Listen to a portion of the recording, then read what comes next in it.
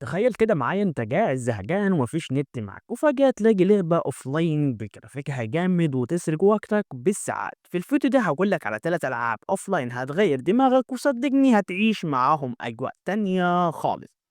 يلا بينا نبدأ على بركة الله.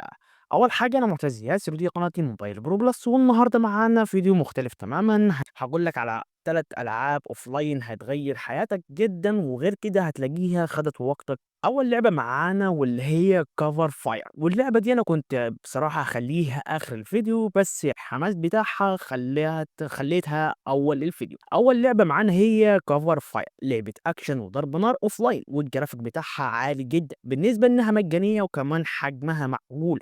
أنا جربت اللعبة بصراحة في أول مرة وأنا بسجل الفيديو اللي أنتم شايفينه قدامكم، بصراحة سرحت مع اللعبة ونسيت نفسي إن أنا أصلا بسجل اللعبة.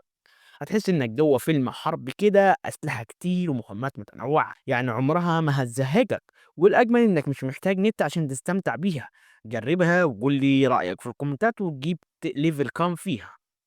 وتاني لعبة وهي شادو فايت 2. اللعبة دي بقى كلاسيك كده، قتال واحد ضد واحد، حركات قتالية وأسلحة مختلفة. وصراحة اللعبة دي كنت ألعبها من زمان وحاليا برضو أحيانا أنا بلعبها.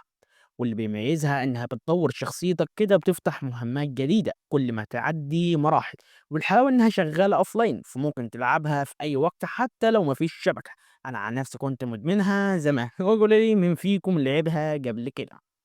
واللعبة التالتة اللي معانا واللي هي الأخيرة وهي أسفلت نايترو. طبعا اللعبة دي أغلبكم لعبها أو سمعت عنها، وهي لو بتلعب العربيات والسباق فأسفلت نايترو هتبدأ لعبتك المفضلة، وهي طبعا كانت لعبتي المفضلة جدا جدا. وطبعا هي نسخة خفيفة من أسفلت 8، وطبعا أنا نزلت أسفلت 8 وكنت ألعبها مع أصحابي كده، وبصراحة كانت اللعبة روعة جدا وبتستمتع بيها جدا. يعني نفس المتعة بس بحجم صغير جدا. وجرافيكها ممتاز وعربات كتيرة وسباق سريع هتخليك عايش جوه السباق على طول. وطبعا تصميم اللعبة أصلا احترافي وشيك جدا جدا، وساعات هتحس إنك ماسك بلاي ستيشن مش موبايل أصلا في إيدك. ودول كانوا أفضل 3 ألعاب أوفلاين هتسلي بيهم وقتك من غير نت. اختار لعبتك المفضلة ما بينهم وقول لي في الكومنتات أي واحدة عجبتك أكتر. وطبعا واوعى تنسى لينكات التحميل موجودة تحت في وصف الفيديو وأول تعليق، ولو عايزني أجرب ألعاب تانية اكتب لي اسمها واستنى الفيديو الجاي وبس كده. يلا.